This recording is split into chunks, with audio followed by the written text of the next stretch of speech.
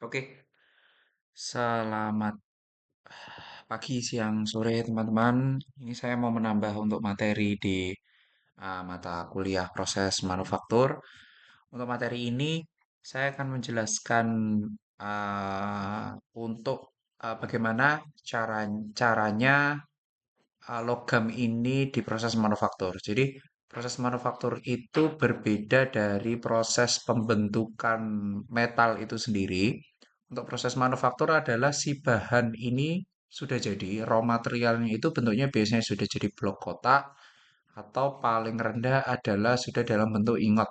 Ingot itu berarti kayak model bentuk seperti yang ada di emas gitu. Jadi kotak, saya ukurannya sama kayak handphone, dan itu nanti bentuknya yang kayak trapesium, yang atas itu nanti agak kecil, yang bawah agak besar. Nah, proses manufaktur logam ini setelah material ini sudah jadi atau material ini sudah murni. Jadi misalnya logam yang akan diproses misalnya adalah baja atau kita bisa sebut menggunakan Fe. Nah, si proses Fe ini itu adalah materialnya nanti awalnya adalah dalam bentuk plat yang dia punya ketebalan tertentu misalnya 10 mili, 15 mili, 20 mili sampai dengan ketebalan yang tidak terbatas ya. Jadi ada yang ketebalannya untuk plano phrase itu bisa mencapai 3 meteran ketebalannya. Nah, proses manufaktur logam ini dibagi menjadi beberapa jenis, tapi di mata kuliah atau di video ini kita akan saya jelaskan dari pembagian untuk beberapa jenis saja, bukan semuanya. Nah, manufacturing proses yang akan kita pelajari di dunia teknik industri itu nanti ada beberapa. Yang pertama processing operation sama assembly operation. Tetapi kita di mata kuliah yang berbeda ya, karena proses manufaktur ini ada di processing operation. Jadi nanti jatuhnya untuk assembly operation kita tidak bahas. Yang pertama untuk operasi pemrosesan menggunakan energi untuk mengubah bentuk sifat fisik atau penampilan bagian kerja untuk menambah nilai pada material. Jadi proses manufaktur itu kuncinya untuk metal adalah merubah bentuk, merubah fungsi maupun merubah dari estetika itu sendiri. Dan kuncinya adalah menambah nilai. Menambah nilai yang dimaksud adalah ya nilainya ini misalnya tadinya Rp100, lalu nilainya jadi Rp2.000 misalnya per bendanya. Nah, nilai-nilai ini itu bisa kita naikkan dengan beberapa proses. Yang pertama misalnya yang akan kita bicarakan adalah solidification proses atau proses mengeraskan, particulate proses, deformation proses, sama material remover. Tapi yang akan dilakukan banyak yang dan akan dibahas banyak di mata kuliah ini adalah paling banyak adalah material remover. Tapi akan saya jelaskan nanti satu-satu. Yang pertama adalah shaping proses. Shaping proses itu adalah sebagian besar operasi pemrosesan yaitu mengubah bentuk dengan menerapkan panas, gaya mekanis itu ditabrak, didorong, dikurangi itu gaya mekanis atau kombinasi keduanya. Menerapkan panas itu misalnya dipanasi, dia jadi leleh, atau didinginkan, dia jadi menyusut, itu juga termasuk shaping proses. Klasifikasinya ada empat. Yang pertama pemadatan. Jadi di awalnya adalah cairan, kuncinya untuk pemadatan yang lalu dipanaskan, lalu akan mengeras membentuk geometri tertentu. Ada yang partikulat, pertamanya bubuk, itu bubuk nanti dipres atau dibentuk dan dipanaskan untuk mengejar geometri tertentu. Untuk pemadatan yang bentuknya cair itu rata-rata metal, caranya gitu ya. Jadi misalnya Fe atau baja, kita misalnya baja itu dipanaskan mencapai suhu 1900, lalu dia dilelehkan. Setelah dia dilelehkan, nanti dia akan dibentuk sesuai dengan cetakannya. Tapi kalau untuk partikulat, itu fokusnya adalah paling banyak dan paling sering diaplikasikan dan paling sering kalian temui adalah pembuatan gear. Gear itu tidak dilakukan proses permesinan, tetapi hanya proses pemukulan ya kita sebut atau pengepresan dari awalnya itu adalah pasir menggunakan partikulat. Terus proses deformasi adalah perubahan di mana awalnya itu padat tetapi ulet. Ulet itu berarti dia tidak mudah patah. Lalu dideformasi untuk membentuk bagian yang diinginkan. Ini sesimpel keris atau pembuatan pedang, jadi dipukul-pukul. Itu adalah proses deformasi. Lalu proses pembuangan material, nah ini akan kita lakukan di mata kuliah ini, yaitu misalnya awalnya padat, ulet ataupun getas, nggak masalah, di mana material itu dibuang, dikurangi sedikit-sedikit dan dibuang. Jadi Awalnya misalnya volumenya adalah 1 liter, dia akan dibuang sedikit-sedikit nanti jadi 800 mili dan lain sebagainya. Selanjutnya untuk solidification proses seperti yang saya ceritakan tadi, yang pertama itu contohnya adalah logam, gelas keramik, dan plastik. Semuanya dapat dipanaskan hingga suhu yang cukup tinggi atau cukup untuk melelehkan ya bahasanya untuk mengubah menjadi cairan. Untuk logam, contohnya tadi adalah Fe atau besi, dia di suhu 1900, gelas keramik itu saya lupa di antara 800 sampai 1200. Tapi yang jelas plastik itu deformasi atau perubahan bentuk atau meleleh itu di sekitar suhu 200 derajat Celcius saja.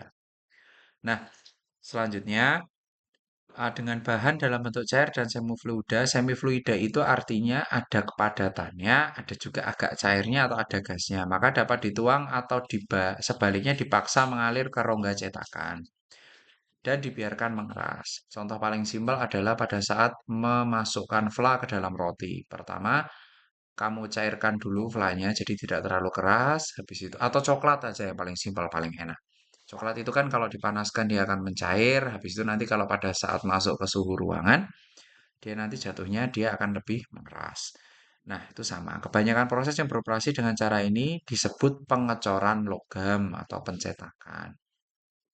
Pengecoran atau pencetakan itu sesimpel dari cair menuju ke padat atau menuju ke mendekati padat.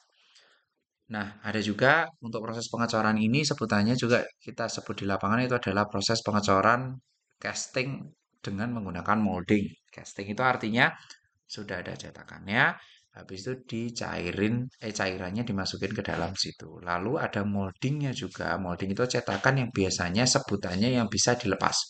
Jadi kalau casting itu biasanya satu seperti ini, terus nanti dicorak atau dituang dari atas. Kalau untuk molding biasanya 2 biji, jadi ada satu, dituang, habis itu nanti ditutup, dituang lagi dari atas. Jadi itu adalah proses untuk molding. Jadi prosesnya menuangkan cairan ke dalam rongga cetakan dan membiarkan cairan memadat. Setelah itu bagian padat dikeluarkan dari cetakan. Casting atau molding contohnya seperti ini ya. Jadi nanti di sini adalah cairan, terus nanti dicairkan, terus nanti seperti ini. Ini materialnya bisa apa, Pak? Ini materialnya bisa menggunakan pasir pencetak, bisa juga menggunakan baja langsung atau metal-metal yang lain yang lebih tahan suhu lebih tinggi, tahan suhu lebih tinggi daripada yang untuk dicetak.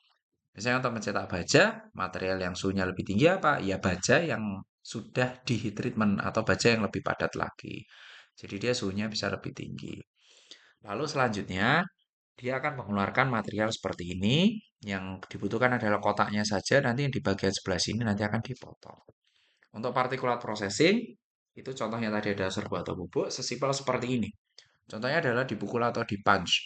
Jadi pada saat kalian memadatkan sesuatu yang awalnya dari pasir, contoh paling gampang itu yang bisa kalian temui adalah keramik. Keramik itu nanti awalnya adalah pasir. Pada saat awalnya pasir, pada saat awalnya pasir, si pasir ini nanti akan dipunch atau dipukul. Setelah dipukul nanti dia akan bentuk sesuatu sesuai dengan cetakannya. Seperti ini ya, awalnya pasir, terus nanti dia dipukul, terus membentuk sesuai dengan cetakannya. Lalu yang selanjutnya adalah deformasi. Deformasi ya tadi ya, sesimpel forging. Itu adalah deformation process, dipukul-pukul. Ini biasanya untuk meningkatkan kekuatan propertisnya. Jadi misalnya yang awalnya gampang patah, terus jadi lebih ulet. Contohnya adalah pedang, sesimpel pedang. Jadi awalnya patah, terus jadi lebih ulet. Nah, pedang itu kenapa harus lebih ulet? Karena kan pedang itu sesimpel tidak hanya memotong daging, tapi harus memotong otot sama memotong tulang. Jadi dia jatuhnya harus lebih ulet. Nah, proses deformasi paling erat kaitannya dengan pengerjaan logam dan termasuk operasi ini penempaan atau ekstrusi. Lalu deformation proses, contohnya adalah secara foto seperti ini. Yang pertama adalah benda itu tadinya pasir, deformasi, sorry, kalau deformation bukan pasir itu namanya particulate. Untuk deformation tadi awalnya sudah padat, tetapi kayak barang setengah jadi gitu. Misalnya kalau masih setengah digoreng, habis itu nanti setelah barang setengah jadi ini dipukul dari atas, sehingga dia akan membentuk seperti ini. Ada juga yang misalnya batangnya tadinya sebesar ini, jadi misalnya batangnya sebesar tangan saya, terus nanti didorong dari belakang. Setelah didorong dari belakang, nanti keluarnya satu jari saya. Ini pertanyaannya adalah apakah dia memiliki kepadatan yang tinggi? Iya. Deformation proses itu tujuannya adalah memang meningkatkan kepadatan dan meningkatkan kekuatan. Jadi memang jatuhnya adalah untuk mengejar itu. Karena jatuhnya mengejar itu, makanya digunakan tenaga mekanik yang besar. Ya sesimpel kalau barang cair kan tinggal kalian tuangin nggak masalah. Tapi kalau misalnya barangnya ini pasir, kalian press masih pasir lah ya. Tapi kalau ini barangnya adalah metal, berarti kan kekuatan untuk nabraknya itu dia kebutuhannya lebih tinggi. Karena kebutuhannya lebih tinggi, jadi jatuhnya adalah nanti membutuhkan tenaga mekanik yang lebih tinggi. Biasanya di sini, misalnya untuk benda sekecil tangan saya tuh kurang tahu, lupa pastinya. Itu tuh bisa sampai sekitar 100 ton untuk ngepresnya ini, agar si material ini bisa berubah bentuk. Itu untuk deformation proses. Terus yang selanjutnya adalah material removal. Buang material. Jadi kalian kikis pelan-pelan itu namanya material removal. Pada saat kalian kikis pelan-pelan, bentuk akan muncul setelah pengikisan ini selesai. Contohnya kalau misalnya mesin freeze ya sama tadinya kotak blok, kotak gitu gede, sekalian kurangi pelan-pelan. Nah itu kan aja jatuhnya material remover atau pembuangan material. Yang akan kita bahas adalah ini. Yang pertama adalah mesin bubut. Nanti mesin bubut itu adalah dari bendanya bentuk silindris sehingga kalian putar, bendanya silindris sehingga kalian putar, serta sekalinya kalian putar nanti kalian dikurangi pelan-pelan, tapi yang mutar adalah barangnya.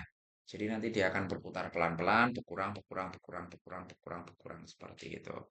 Lalu juga ada pengeboran atau drilling. Saya di pertemuan pertama dan kedua sudah cerita beda drilling sama boring apa. Kalau drilling itu adalah yang tadinya tiada lubang, dia akan terjadi lubang. Tapi kalau boring sudah ada lubang dibesarkan. Nah, itu kan juga mengurangi material ya, makanya ada sampah-sampah tatal namanya. Lalu juga ada milling, milling itu yang besok kita lakukan dengan CNC yang ada di lab basement. Itu adalah seperti mata bor. Kalau mata bor kan makannya yang depan, kalau yang mata milling itu makannya yang samping. Nah, sesimpel itu.